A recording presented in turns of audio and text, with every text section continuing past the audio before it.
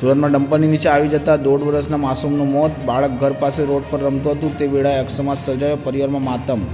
સુરતમાં ડમ્પરની અડફેટે 1.5 વર્ષના બાળકનું મોત નીપજ્યું હતું. બાળક ઘર પાસે રોડ પર રમતું હતું તે વેળાએ અકસ્માત સર્જાયો હતો. વાલાસોયા દીકરાના મોતને લઈને પરિવાર શોકમાં ગરકાવ. મળતી માહિતી મુજબ સુરતના પાંડેસરા કચરા પ્લાન્ટ પાસે રોડ પાસે તંબુ બનાવીને આકાશ ચિત્રોડિયા પરિવાર સાથે રહે છે. આ આયુર્વેદિક દવાનું વેચાણ કરી પરિવારનું ગુજરાન ચલાવે છે. તેઓ મૂળ મહારાષ્ટ્રના વતની છે. તેઓને 1.5 વર્ષની દીકરો અશ્વિન ઘર પાસે ગત રોજ સાંજે રમી રહ્યો હતો. આ દરમિયાન તે રમતા રમતા રસ્તા નજીક આવી ગયો હતો. ત્યારે ત્યાંથી પસાર થતાં ડમ્પરની નીચે આવી જતાં બાળકનું મોત નીપજ્યું હતું.